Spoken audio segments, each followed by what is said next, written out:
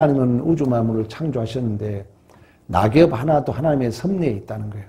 하나님의 섭리라는 것은 우주 만물을 창조했잖아요. 다시 말해 애가 태어났으면은 부모가 학교 보내고 그 필요한 모든 자녀의 모든 일거수일투족을 간섭해 가는 모든 과정을 섭리라고 그래요. 그러나 이제 불교에서는 그걸 우연일치라고 그러잖아요. 근데 우리는 우연이 아니에요. 인연이 아니에요. 우리는 하나님의 섭리라는 거예요. 하나님의 손길이라는 거예요. 그러니까 하나님이 그러한 이제 섭리에 가는 목적은 우리를 구원하기 위하여, 하나님의 계획이 우리 안에 구체화 실체화되기 위하여, 이것을 또 다른 말로 말하면 무한히 유한 안에 들어온다는 거예요. 크신 하나님이 우리 작은 우리 안에 들어온다는 거예요. 근데 이것은 기계적이지 않다는 거예요. 기계적이지 않기 때문에 인격적이에요. 인격적. 그러니까 하나님이 우리에게 너 이것 해라 한 번에 이렇게 지시해서 우리가 순종할 것 같으면 좋죠. 근데 우리 인간은 그렇지 않다는 거예요. 자식 키워보세요. 100번, 1000번 해도 말 안 듣잖아요. 그래서 하나님이 때로는 허용의 섭리. 하지 말아라, 만지지 말아라. 말 안 들으면 만지기가 뜨거. 이걸 경험하게 한다는 거예요. 근데 이 허용의 섭리가 세 가지가 있다 그랬어요. 그런 죄를 허용했다는 것은 너 안에 그 죄, 너도 그렇게 약한 자야. 너가 지은 죄 좀 네가 봐. 그러고 우리를 겸손하기 위하여. 하나님이 만지지 말아 했어. 죄지 말라 했어. 근데 죄를 지어보니까 내 안에 이런 죄가 있다는 아픔을 겪고 하나님 말씀에 순종하기 위하여. 이렇게 하나님의 허용에서 죄를 지어놓고 보니까 이 죄가 너무 힘들거든. 아프거든. 또 다른 그런 유혹이 왔을 때 죄 짓지 말고 그 유혹을 이기도록 하기 위하여. 하나님이 이렇게 허용의 섭리를 해간다는 거예요. 그런 의미에서 본다면 우리가 교회 안에 어떤 일이 발생되면은 단순하게 인과응보적 원리, 인과응보적 원리라는 것은 원인과 결과 법칙으로만이 다 따질 수 없다는 거예요. 예를 들면은 스데반이 사울에 의해서 죽잖아요. 사울은 히브리적 개념의 이름이고 바울은 로마식 개념의 이름이에요. 근데 하나님이 그걸 허용했다는 거예요. 왜? 훗날 바울은 이방인 사도로 하나님이 쓰려고 그랬거든요. 근데 그 스데반을 죽이는 것을 하나님이 허용했다. 우리는 이해가 안 되죠. 근데 그런 아픔이 있었기 때문에 사도 바울은 평생 자기는 자랑할 것이 없다는 거예요. 내가 사람을 죽인 자라는 거예요. 그래서 나의 자랑을 배설물로 여긴다. 나의 세상적인 자랑을 해로 여긴다. 나는 죄인 중에 괴수다. 이런 고백을 하는 것입니다. 그래서 교회가 어떤 문제가 발생되면은 옳았다 틀렸다 따지다 보면은 답이 없다는 거예요. 우리는 그걸 주의 뜻을 분별하고 우리가 서로 또 감당하고 또 말씀 안에서 주님 안에서 해석을 잘 해야 될 줄로 믿습니다. 이 교회 안에는 성찬 예식이 있었어요. 그리고 먹는 애창이 있었어요. 그러니까 교제라는 게 중요하잖아요. 사도행전에 보면은 떡을 떼고 교제하고 유무상통했다 하잖아요. 사도행전 우리 2장 46절 한번 보겠습니다. 사도행전 2장 46절. 성령 강림 후에 46절 날마다 마음을 같이하여 성전에 모이기를 힘쓰고 집에서 떡을 떼며 기쁨과 순전한 마음으로 음식을 먹었다 얘기를 하는 거예요. 당시에는 교회가 없으니까 넓은 부잣집 집에서 예배를 드리면서 모든 예배에는 성찬을 했어요. 우리는 이제 매달 첫째 주 하잖아요. 천주교는 매 예배 시간마다 성찬하잖아요. 이 초대교회도 그랬다는 거예요. 그러면 성찬만 한 게 아니라 애찬도 했다는 거예요. 그 말은 뭐냐면은 밥도 같이 먹었다는 거예요. 왜? 성령 강림 이후에는 이 떡을 떼고 교제하고 유무상통에 있었기 때문에. 근데 이처럼 교회 안에서 성찬 예식과 애찬 예식이 있었어요. 얼마나 좋은 일입니까? 오늘 본문 내용이에요. 이렇게 이제 어느 부잣집에 많은 사람들이 이제 모이면은 성찬을 하고 애찬을 한 거예요. 애찬이라는 건 밥을 먹었다는 거죠. 근데 오늘날처럼 그 밥을 이제 각자 준비해 오는 거예요. 부잣집인 사람들이, 좀 여유 있는 사람들이 음식을 이렇게 준비해 오는 거예요. 그러면 이제 어려운 사람들, 준비해온 사람들은 항상 열심히 있죠. 먼저 와서 음식을 준비하고 또 먼저 좋은 자리에 참석하고. 그러면 늦게 온 사람들은 음식도 늦게 오다 보니까 못하고 또 자리도 이 안에 앉지 못하고 저 밖에 앉아 있는 거예요. 근데 문제는 뭐냐면 오늘 본문에 우리가 읽었잖아요. 고린도서 11장 20절 그런즉 너희가 함께 모여 주의 만찬을 먹을 수 없으니 이는 먹을 때에 각각 자기 만찬을 먼저 갖다 먹음으로 어떤 사람은 시장하고 어떤 사람은 취함이라. 취했다는 것은 먼저 먹어가지고 이제 포도주도 이렇게 요즘같이 술 의미가 아니에요. 포도주가 옛날에 음료 히브리 쪽은 물이 귀하니까 먼저 먹다 보니까 불구스름하게 이제 취해 있고 이런 이제 배경 속에서 오늘 본문이 기록되어 있다는 것입니다. 그러니까 좋은 일 하기 위하여 모였는데 결국은 그 모였지만 분쟁이 일어났다는 거예요. 그래서 오늘 본문의 18절에 먼저 너희가 교회에 모일 때에 너희 중에 분쟁이 있다함을 들었다. 17절에도 너희들의 모임이 유익이 못되고 도리어 해로움이 되었다. 20절에도 그 얘기를 합니다. 그런즉 너희가 함께 모여서 주의 만찬을 먹을 수 없느냐? 그 얘기를 하는 거예요. 그리고 22절에도 뭐라고 합니까? 너희가 먹고 마시는 집이 없느냐? 너희가 하나님의 교회를 업신여기고 빈궁한 자들을 부끄럽게 하느냐? 이 말은 뭐예요? 먼저 부잣집 사람들이 음식을 가지고 와서 먼저 먹어버린 거예요. 먼저 먹어버리면은 가난한 사람, 늦게 온 사람은 얼마나 비참합니까? 안 그래도 어렵게 사는데 먼저 온 사람들이 안방 차지해가지고 먼저 자기들끼리 먹어버리니까 결국 이 교회 공동체로 모인 그 공동체가 분쟁이 일어난 거예요. 당연히. 그리고 자기들끼리는 이제 뭐 좋아하겠지만 그렇지 못한 사람들은 마음에 이제 상처가 되는 거죠. 그런 의미에서 항상 그런 얘기 하잖아요. 교회가 어떤 문제가 발생하면은 우리가 잘못하게 되면 이제 옳았다 틀렸다로 따지다 보면은 틀린 사람 편, 맞은 사람 편이 갈라지잖아요. 정치를 봐도 그러지 않습니까? 교회가 이제 조심해야 할 부분이 그렇다는 거예요. 그러다 보면은 서로 이제 너 편, 내 편 갈라지다 보면은 내 편이 아니면은 우리가 이제 믿음이 좋은 사람은 좀 마음에 안 들어도 내가 져야 할 멍해와 내가 져야 할 책임을 감당할 수 있는 것입니다. 그게 또 예수의 마음이에요. 우리 주님이 그러잖아요. 수고하고 무거운 짐진 자라 다 내게로 오라. 내가 너희를 쉬게 하리니 내 멍에는 온유하고 겸손하니 내 멍에를 메고 배우라 그래요. 그리고 빌립보서도 그런 얘기 하잖아요. 너희는 예수의 마음을 품으라. 그 마음은 온유하고 겸손하다 그러잖아요. 그 온유함이란 건 뭐냐면은 겸손함이란 것은 뭐냐면은 이 붙어있는 단어인데 그 온유함은 국문학적으로는 부드러운 마음이지만 또 겸손한 마음은 국문학적으로 해석하면 남을 더 낮게 여기는 마음이지만 예수의 마음이잖아요. 멍에를 매는 마음속에 온유하고 겸손한 마음이라는 것은 내가 좀 못마땅하고 내가 좀 마음에 안 들고 내가 좀 이해 안 되더라도 그 예수의 마음은 십자가를 묵묵히 지는 마음인 줄로 믿습니다. 이게 겸손한 마음이라는 거예요. 이게 온유한 마음이라는 것입니다. 근데 우리가 잘못하게 되면은 교회 안에 그럴 수 있어요. 내 마음에 안 들면은 또 우리가 원망 불평하면서 우리의 책임과 우리의 그 멍에를 매지 않을 수 있다는 것입니다. 어떤 주석가들은 어떤 그 목사는 그런 얘기를 하더라고요. 지금 뭐 우리 교회뿐만 아니라 한국 교회 분위기 전체가 그래요. 성도들이 와도 등록을 안 한다고 그래요. 이제 우리 교회야 이제 얼굴을 다 보니까 큰 교회들은 등록을 안 한다고 그래요. 그러면서 또 등록을 해도 뭐라 하냐면 신방을 오지 말라고 그러는데요. 큰 교회 목사님들 얘기 들어보면. 그리고 이제 예배에도 잘 참석을 안 해요. 이제 주일만 하고 다른 모든 예배에 참석 안 해요. 구역 예배도 참석 안 해요.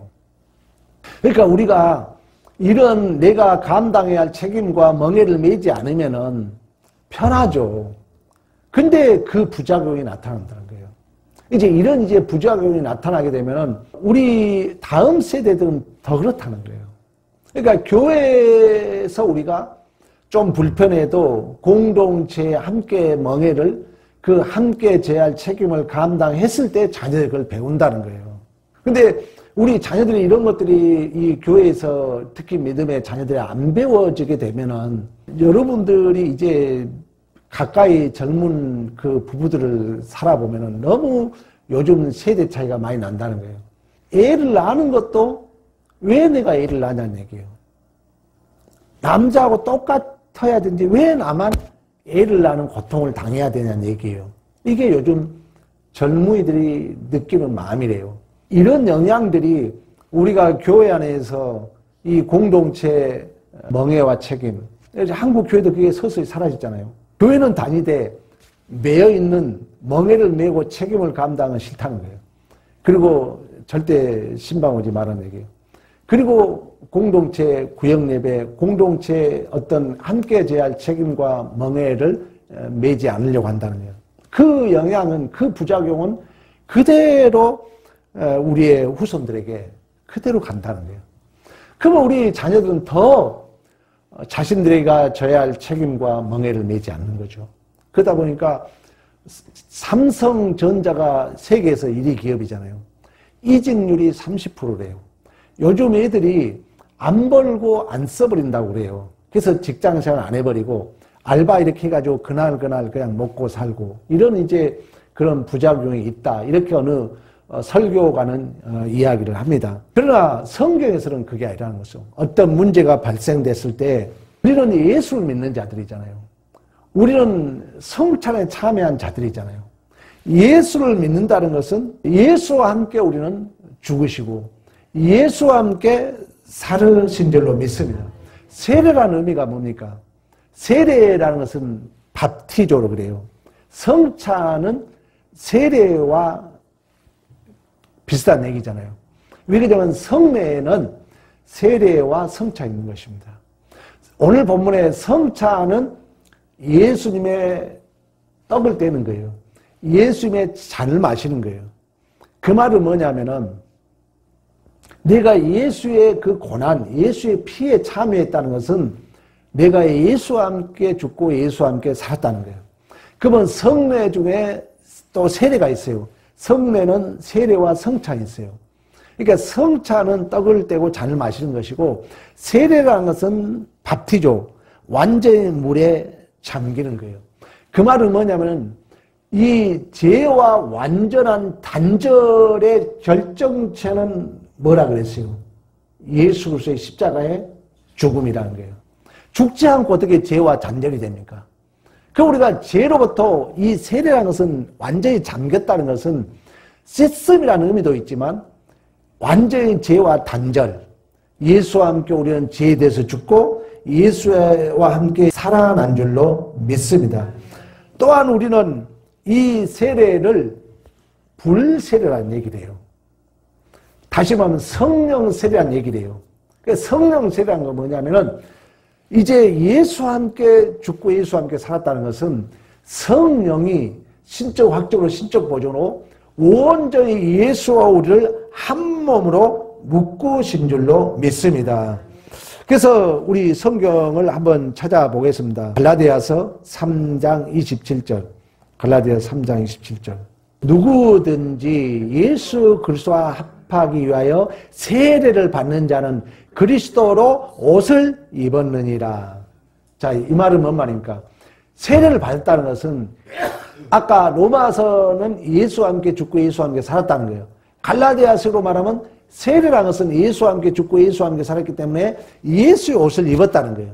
다시 말하면 예수와 우리는 한 몸이 된 줄로 믿습니다.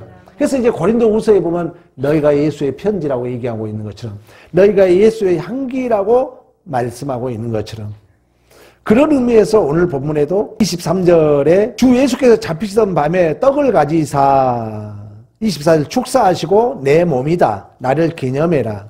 25절 이 잔은 내 피로 세운 새 언약이다. 마실 때마다 나를 기념해라. 26절 죽으심을 그가 오실 때까지 전하는 것이다. 그러니까 예수를 기념하라는 것은 아까 갈라디아에서 말씀했던 것처럼 우리가 세례를 받는다는 것은 예수와 합하여 예수의 업을 입은 것처럼 그 예수와 합하여 예수의 업을 입은 그 사건은 아까 세례에서 말씀하고 있는 것처럼 또 성찬에서도 말씀하고 있는 것처럼 성찬에서는 우리가 예수의 살을 떡을 떼고 예수의 잔을 마시고 있는 것처럼 우리 세례라는 것은 그 십자가의 죽으심을 통하여 죄에 대해서 죽고 다시금 의에 대해서 예수와 함께 우리는 살아난 줄로 믿습니다. 그러므로 교회의 신자의 정체성이라는 것은 항상 여러분들이 어떤 판단, 어떤 근거를 삼을 때마다 다른 어떤 조건과 자격의 문제가 아니라 성찬에서 기념했던 것처럼 성찬은 뭐예요? 내가 예수의 떡을 먹었다는 거예요. 예수의 잔을 먹었다는 거예요.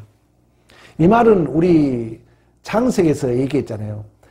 아담이 자기 갈비뼈를 찢어서 하를 만들잖아요. 이건 교회를 얘기해요. 그러니까 뼈로 만들었기 때문에 내 몸이라는 거예요. 그래서 뼈 중에 뼈요, 살 중에 살이라고 얘기해요. 이것이 남자가 부모를 따라 여자 한 몸을 이루는 거예요. 이것을 이제 에베소서는 이비밀크도다. 교회와 그리스도에 대해서 얘기한다고 말씀했던 것처럼. 그러니까 성경은 다 힌트를 주고 있어요. 그건 아담이 뼈로 만들었기 때문에 갈비뼈로 만들었기 때문에 그 하와를 뼈 중에 뼈 살 중에 살라고 말씀했던 것처럼 우리가 예수의 잔을 마신다는 것은 이 성찬의 의미에서 예수의 떡을 먹는다는 것은 우리는 예수와 한 몸을 이루는 자인 줄로 믿습니다. 그래서 교회는 항상 이 한 몸의 유기체라는 거예요. 이걸 이제 신적 확증으로 성령이 우리를 예수의 몸으로 한 몸으로 묶어준 줄로 믿습니다. 이러한 성찬에 우리가 참여했다면은 한 몸이기 때문에 팔이 아프면은 목이 이 팔을 걸어주는 것처럼 눈이 안 좋으면 코와 양, 귀가 안경을 쓰도록 한 것처럼 이런 마음이 있다면은 좀 늦게 온 사람을 기다릴 수 있다는 거예요. 또 좀 어렵고 좀 연약한 자가 있다 할지라도 그를 우리는 안으로 이렇게 섬길 수 있다는 거죠. 그런데 오늘 고린도 교회는 그러지 못했다는 거예요. 좋은 의미로 모였고 애찬을 하고 성찬을 나누지만 먼저 온 사람은 좋은 자리에 차지하고 또 나름대로 부유한 사람들은 큰 소리치고 또 자기들끼리 먼저 먹어버리고 그래서 이 가난한 사람들 교회 공동체가 예수의 한 몸인데 우리는 몸이 어디 아프면 연약하면 거기에 온 몸이 신경 쓰이잖아요. 그런 마음을 갖지 못한 지금 고린도 교회에 대한 이야기를 하고 있는 것입니다. 그래서 신앙생활은 우리는 모두가 어느 자격, 어느 조건을 자랑할 수 없는 죄인이었는데 예수 그리스도의 십자가의 은혜로 우리는 전적인 은혜와 선물로 구원을 받은 줄로 믿습니다. 그러므로 인간적 조건으로 우리는 그 어떤 것도 잘했다, 잘못했다, 도덕적 판단이 하기 어렵다는 거예요. 제가 그런 얘기 했잖아요. 사람이 은혜가 없으면은 참 사람이 쉽지 않아요. 예배에 나올 수 있는 은혜를 받은 거예요. 우리가 하나님의 자녀로 사는 건 은혜로 받은 거예요. 여러분들이 교회에 헌신한 것은 은혜 있는 자들 많은 거예요. 은혜 받지 않으면 절대 못해요. 그게 안타깝죠, 우리가 보기에는. 왜 저렇게 신앙생활을 오래 했는데 저럴까? 너무 안타까워요. 그러니까 그분은 은혜가 없는 거예요. 근데 은혜라는 것은 하나님의 자녀로 출생한 건 하나님의 전적인 은혜로 출생했지만 성장하는 은혜는 동시사역이거든요. 은혜를 받으려면 본인도 노력을 해야 되거든요. 말씀도 듣고 기도도 하고 예배도 나오고 그래야지 다 안 하면서 나 은혜가 못 받아서 그런다. 그건 그 사람 문제거든요. 그러니까 우리가 그렇지 않습니까? 선생님 입장에서 뭐 학생이 학교 와서 공부를 하면서 아유 못 가르치니 뭐 점수가 난리해야 되는데 학교도 안 오고 공부도 안 하면서 맨날 선생님이 못 가르쳐서 그런다면 안 되잖아요. 그런 것처럼 우리가 하나님 앞에 충성할 수 있는 것, 예배에 나올 수 있는 것은 하나님의 은혜이고, 또 하나님의 은혜를 못 받은 자들은, 그렇지 못한 자들은 하나님의 은혜를 못 받은 자들인데 맨날 은혜 못 받아서 그렇다면 탓할 수 없다는 거예요. 왜? 우리는 이제 성장하는 과정은 동시 사역이거든요. 아니 아무리 부모가 얘기해도 말 안 들으면 안 되잖아요. 그러니까 은혜 못 받은 사람은 은혜 받으려고 기도 더 해야 되고, 말씀 더 읽어야 되고, 더 예배 참석하고, 더 하나님 앞에 충성해야 될 줄로 믿습니다. 은혜 받은 자들은 감사하고, 은혜 받지 못한 자는 더 은혜 받도록 노력을 해야 된다는 거예요. 왜 그러냐면 교회는 아까 얘기했던 것처럼 예수 그리스도로 말미암아 세례를 받는다는 것은, 성찬을 받는다는 것은 완전히 죄와 단절되고 새롭게 예수의 몸으로 태어났기 때문에. 그러니까 교회가 예수라는 것은 더 다른 말로 말하면 우리는 한 몸이라는 거예요. 예수의 몸이라는 거예요. 예수의 몸. 우리 에베소 한번 찾아보겠습니다. 에베소 한번 4장으로 한번 가봐요. 1절부터 3절까지 합독합니다. 시작. 그러므로 주 안에서 갇힌 내가 너에게 권하노니 너희가 부르심을 받은 일에 합당하게 행하여 모든 겸손과 온유함으로 오래 참음으로 사랑 가운데에서 서로 용납하고 평안에 매는 줄로 성령이 하나 되게 하신 것을 힘써 지키라. 4절 5절 갑니다. 몸이 하나요 성령도 한 분이니 이와 같이 너희가 부르심의 한 소망 안에서 부르심을 받았느니라. 주도 한 분이시오 믿음도 하나요 세례도 하나요. 6절까지 하나님도 한 분이시니 곧 만유 아버지시라. 만유의 계심으로 만유를 통일하시고 만유 가운데 계시는 도다. 아멘. 하나 되면 우리가 힘써 지켜야 됐다. 그러면 여러분 생각해봐. 약한 부분은 계속 나는 약하다고 타다고 있을 수 없잖아요. 운동을 해야죠. 내가 약한 부분이 있으면 여러분 그 약한 부분을 좋아지도록 노력을 해야죠. 맨날 타다고만 있을 수 없다는 거예요. 그러나 물론 하나됨을 힘써 지켜야죠. 왜? 우리는 예수의 떡을 먹고 예수의 잔을 마신 자로서 예수와 한 몸이 되었기 때문에 그 예수와 한 몸을 성령이 우리를 묶어주신 줄로 믿습니다. 그래서 사도행전에 가면은 이제 사도행전은 성령 강림을 통하여 교회가 출생하잖아요. 사도행전 철저하게 하나됨을 힘써 지키는 것을 우리가 볼 수가 있어요. 우리 사도행전 한번 가보겠습니다. 2장 42절로 가봅니다. 2장 42절. 그들이 사도의 가르침을 받아 서로 교제하고 떡을 떼며 오로지 기도하기를 힘쓰니라. 사람마다 두려워하는데 사도들로 말미암아 기사와 표적이 많이 나타나니 믿는 사람이 다 함께 있어 모든 물건을 서로 통용하고 또 재산과 소유를 팔아 각 사람의 필요를 따라 나눠주고 날마다 마음을 같이하여 성전에 모이기를 힘쓰고 집에서 떡을 떼며 기쁨과 순전한 마음으로 음식을 먹고 하나님을 찬미하며 또 온 백성의 친송을 받으니 주께서 구원받은 사람을 날마다 더하게 하시니라. 아멘. 교회의 본질이에요. 이렇게 하나됨을 서로 힘써 지키고 떡을 떼며 교제하며 유무상통하는 것입니다.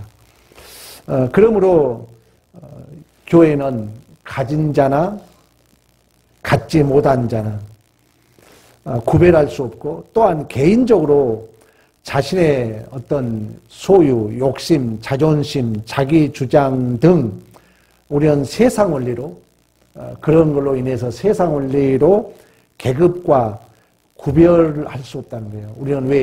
예수 안에서 한 몸이기 때문에. 그래서 사도행전에 성령 강림이 맺을 때 서로 유무상통하며 같은 마음으로 함께 이렇게 떡을 떼고 교제하고 유무상통했음을 성경 우리에게 말씀해주고 있습니다. 그러므로 다시 이제 본문으로 돌아갑니다. 고린도전서 11장 그런 얘기를 합니다.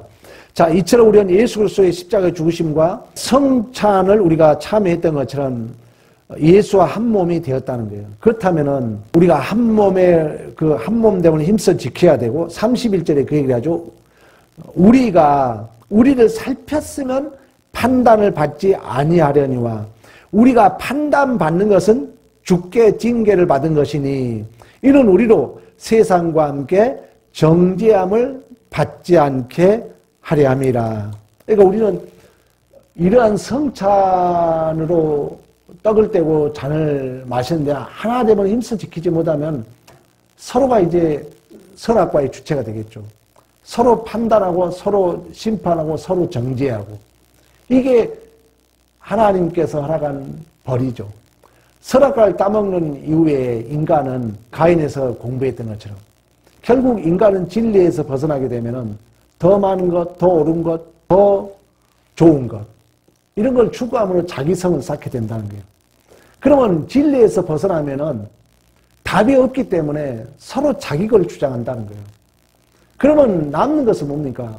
상처뿐이에요. 가인이 그랬잖아요. 가인이 하나님과 떠나서 성을 쌓아요. 그걸 에녹이라고 합니다. 에녹성이라고 그러잖아요. 그러므로 말미암아 상처를 받고 아픔으로 사람을 죽었고 젊은이들까지 죽였다고 말씀했던 것처럼. 그러면 우리는 하나님 앞에 벌받은 증상뿐만 아니라 결국 서로 심판, 정죄 그리고 세상으로부터 우리는 심판을 받을 수밖에 없음을 성경은 우리에게 말씀해 주고 있는 것입니다. 그러므로 오늘 본문 다시 33절에 그런즉 내 형제들아 먹으러 모일 때 서로 뭐이라 기다리라. 기다리는다는 것은 가장 중요해요. 하박국 선지자가 왜 하나님 악인들이 형통하고 의인들이 고난을 당합니까? 우리 주님이 뭐라고 하냐면 너는 기다리라 그래요. 묵시의 때가 있다. 그러면서 의인은 오직 믿음으로 말미암아 살리란과 같으라 그래요. 그렇게 되면 하나님의 때가 있기 때문에 하나님의 기한이 있기 때문에 참 힘들어요. 그래서 사랑은 오래 참는 거라고 그래요. 여러분들이 어른으로서 가장 중요한 건 뭔지 아세요? 기다려주는 거예요. 왜? 우리 애들 보면 사람 미치잖아요. 근데 우리도 그 길을 걸어왔거든요.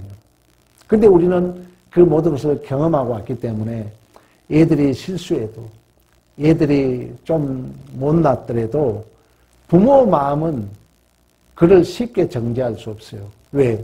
우리는 그 길을 왔기 때문에.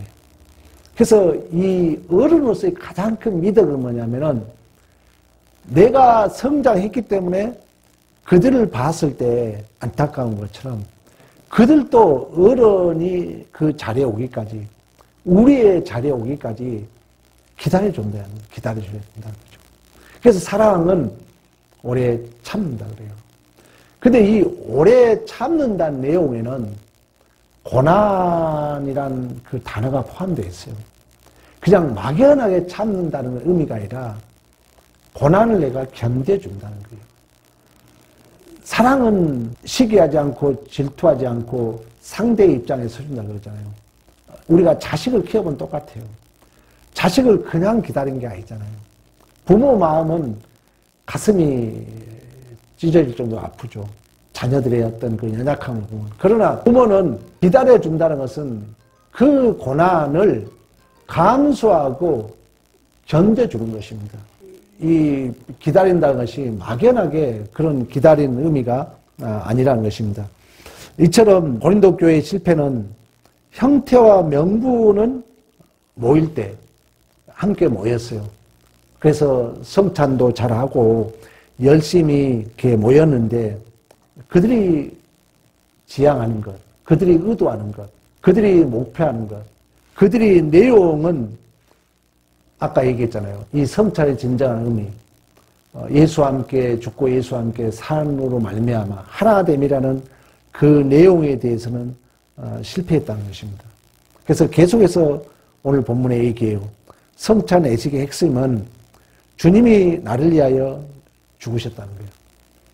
아담이 하와가 탄생되기 위해서는 갈비뼈가 찢어짐으로 말미암아 탄생되었고 그 탄생된 그 하와를 봤을 때 뼈 중에 뼈요 살 중에 살이라고 고백하고 있는 것처럼 우리 교회라는 것은 이처럼 예수의 십자가를 근거해서 한 몸으로 태어났기 때문에 우리가 온 몸이 다양한 지체가 있는 것처럼 우리 교회 안에도 그러한 다양한 지체를 우리가 생각하면서 서로 양보하고 서로 기다려주고 누가 더 참아주냐, 누가 더 자기를 낮출 수 있느냐, 이것이 교회가 갖는 진정한 미덕인 줄로 믿습니다. 이러한 교회 공동체 아름다운 하나됨을 힘써 지키는 믿음의 승리가 있기를 간절히 축복합니다.